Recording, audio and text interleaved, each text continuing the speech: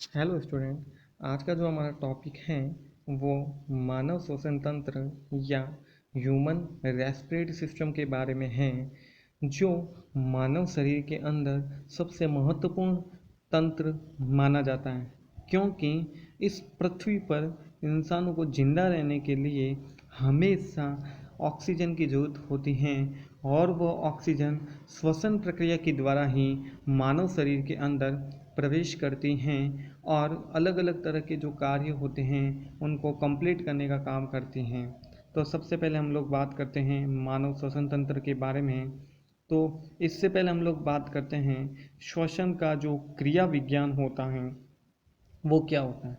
श्वसन की क्रिया विज्ञान के अंदर जो सबसे महत्वपूर्ण बात होती है इसमें कि इसमें जो वायु होती हैं वो फेफड़ों के अंदर प्रवेश करती हैं और बाहर निकलने की एक प्रक्रिया होती है, जिसमें गैसों का क्या होता है एक्सचेंज होता है, गैसों का क्या होता है विनिमय होता है।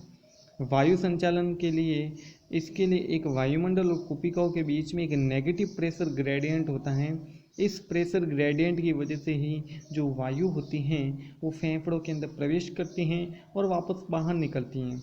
इस कारण से वायुमंडल में अधिक दबाव वाली वायु फेफड़ों के अंदर प्रवेश कर पाती हैं। आगे हम लोग बात करते हैं जो श्वसन की प्रक्रिया होती हैं वो दो अलग अलग स्तरों पर होती हैं। एक होता है बाहरी श्वसन और एक होता है आंतरिक श्वसन।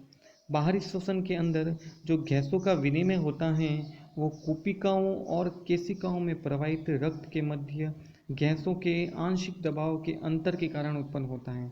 और जो आंतरिक श्वसन होता है इसमें जो गैसों का विनिमय होता है केशिकाओं में प्रवाहित रक्त और उन ऊतकों के मध्य डिफ्यूजन प्रोसेस के थ्रू होता है।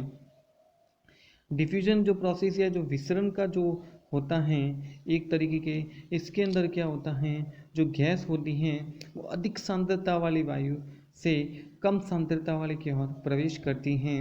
जैसे फॉर एग्ज़ाम्पल हम किसी एक कमरे के अंदर जब अगरबत्ती लगाते हैं, उस अगरबत्ती की खुशबू जहाँ पर वो अगरबत्ती लगी है वहाँ पर उसकी सांद्रता अधिक होगी और पास के रूम के अंदर इसकी सांद्रता कम होगी, तो ये अधिक सांद्रता से कम सांद्रता की और इसकी जो गैस होगी, जो खुशबू होगी, वो क्या होगी प्रवाहित होगी। ये प्रोसेस हमारे श्वसन के अंदर मानवों के अंदर पाया जाता है।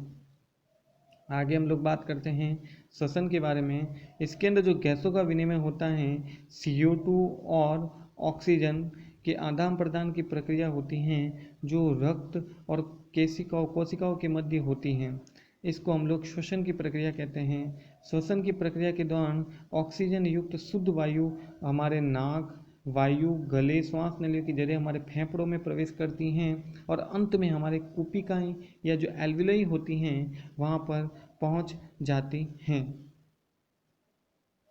मानव का जो श्वसन तंत्र होता है वो 3 भागों में बटा होता है। सबसे पहला होता है ऊपरी श्वसन तंत्र और निचला श्वसन तंत्र। ये सबसे महत्वपूर्ण और मुख्य श्वसन तंत्र होता है। ये श्वसन तंत्र का ही मुख्यतः 2 भाग होते हैं और अंत में जो आती हैं वो श्वसन की मांसपेशियाँ होती हैं, जो इस श्वसन तंत्र के अंदर कहीं ना कहीं हमारे जो होती हैं अंगों को, कार्य को संपादित करने के लिए काम में आती हैं। आगे हम लोग बात करते हैं सबसे पहले जो हमारा एक श्वसन तंत्र हैं, इसके भागों को इस चित्र के द्वारा समझाया गया है। तो ये वाला जो पोर्शन होगा ये ऊपरी श्वसन तंत्र का पोर्शन होगा और ये नीचे वाला होगा निचली श्वसन तंत्र या लोअर रेस्पिरेटरी सिस्टम का होगा। इसके अंदर सबसे पहले हमारी आती हैं नासिका, गुहा, नेसल कैविटी, अगली आएगी फेरिंग्स और फिर आएगी लैरिंग्स। और लोअर रेस्पिरेटरी सिस्टम के अंदर हमारा आता है ट्रैकिया, प्राइमरी ब्रोंकाई और लंग्स।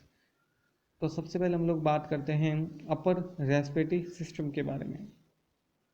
ऊपरी श्वसन तंत्र।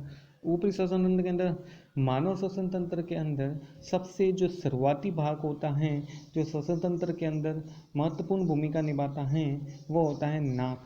यहीं से हमारा श्वसन तंत्र शुरू होता है और यहीं से हमारे जो वायुमंडल के अंदर जो वायु हैं वो हमारे नाक के द्वारा ही हमारे शरीर के अंदर प्रवेश कर पाती हैं। तो नाक या नासिका को हम श्वसन तंत्र का प्राथमिक अंग कह सकते हैं। तो यह श्वसन का पहला अंग होता है जो बाहर से दिखने वाले एक जोड़ी नासाद्वार से जुड़ा होता है। यह एक बड़ी गुहा या गुफा के रूप में होता है जो एक पतली हड्डी के द्वारा दो भागों में बटी हुई होती हैं। नासिका गुहा का जो पृष्ठ भाग होता है वो आगे जाकर नेसोफेरिंक्स के अंदर खुल जाता है। यहाँ से वायु क्या होती है, शुद्ध होती है, और शुद्ध होने के पश्चात ये वायु फेफड़ों के अंदर प्रवेश कर पाती है। अब नासिका के अंदर या नोज के अंदर जो वायु शुद्ध होने का कारण होता है, यहाँ पर छोटे छोटे कुछ रोम पाए जाते हैं, छोटे छोटे कुछ नॉस्ट्रिल्स होते हैं। ये क्या करते हैं, नॉस्ट्रिल जब वायु नाक के द्वारा अंदर प्रवेश करती हैं तो उसको फिल्टर करने का काम करते हैं, जिसकी वजह से डस्ट पार्टिकल जो होता है वो इन रोम या इन छोटे छोटे बालों के अंदर फंस जाता है और शुद्ध वायु हमारे नासिका के द्वारा फेफड़ों के अंदर प्रवेश कर पाती है। अगला होता है मुख। मुख श्वसन तंत्र में एक द्वितीयक अंग होता है। मुंह से ली गई सांस नासिका से ली गई सांस की भांति शुद्ध नहीं होती है। इसका एक ही कारण होता है, क्योंकि मुंह के अंदर किसी भी प्रकार के रोम नहीं पाए जाते हैं, तो ये सारी डस्ट पार्टिकल्स वाली ऑक्सीजन भी हमारे श्वसन तंत्र के द्वारा अंदर प्रवेश कर पाती हैं। अगला आता है फेरिंग्स, या जिसको हम लोग ग्रसनी बोलते हैं। ग्रसनी एक पेशीय चिमनी नुमा संरचना होती है जो नासिका गुहा के पृष्ठ भाग से आहार नली के ऊपरी भाग तक फैली हुई होती है। इसके तीन भाग होते हैं, नेसोफेरिंग्स, ओरोफेरिंग्स एंड लैरिंगोफेरिंग्स। नासा ग्रसनी, मुख ग्रसनी और कंठ ग्रसनी। ग्रसनी का जो मुख्य कार्य होता है वो भोजन को निगलने में भी सहायक होता है। यहाँ पर एक एपिग्लोटिस ढक्कन पाया जाता है। ये एपिग्लोटिस ढक्कन क्या करता है, जो हमारी श्वास नली और हमारी जो आहार नली होती है, फूड पाइप और विंड पाइप दोनों साथ साथ में चलती हैं, तो यहाँ पर ये हमेशा किसके ऊपर लगा हुआ रहता है, फूड पाइप के ऊपर लगा हुआ रहता है, आहार नली के ऊपर लगा हुआ रहता है। जब हम लोग भोजन को निगलते हैं तो ये फूड पाइप के ऊपर से हटकर श्वसन नलिका के ऊपर लग जाता है, और यहाँ से जो हमारा भोजन होता है वो आहार नली के द्वारा हमारे आमाशय तक पहुँच पाता है। और इस प्रक्रिया के बाद में जैसे हम लोग अपना निवाला अंदर जाता है, आमाशय तक पहुँचता है, वैसे ये ढक्कन वापस अपने आहार नली के ऊपर एडजस्ट हो जाता है। इस ढक्कन को हम लोग एपिग्लोटिस ढक्कन कहते हैं। वायु को श्वास नली में जाने से रोकता है और भोजन को आहार नली में जाने से, यानी जो हमारी वायु होती है उस वायु को श्वास नली में जाने से रोकने का जो मुख्य कार्य करता है वो हमारा एपिग्लोटिस ढक्कन करता है। आगे हम लोग बात करते हैं स्वर यंत्र या लैरिंक्स।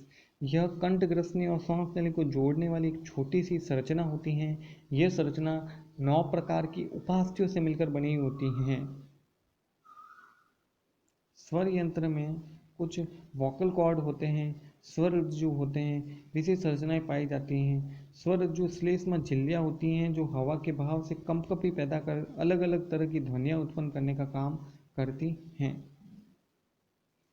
तो ये स्टूडेंट, आज हम लोगों ने डिस्कस किया था वो हम लोगों ने रेस्पिरेटरी सिस्टम, श्वसन तंत्र और ऊपरी श्वसन तंत्र के बारे में डिस्कस किया था। तो आप लोगों को ये वीडियो कैसा लगा मुझे कमेंट करके ज़रूर बताइएगा, और इस वीडियो की जो ये PDF फाइल हैं वो मेरे टेलीग्राम चैनल पर अवेलेबल हैं। तो आप लोग इस वीडियो के डिस्क्रिप्शन के अंदर जो टेलीग्राम चैनल का लिंक है वहाँ से टेलीग्राम चैनल को ज्वाइन कर सकते हो, और इसकी जो वीडियो की जो PDF फाइल हैं वहाँ से डाउनलोड कर सकते हो। तो thank you student, have a nice day.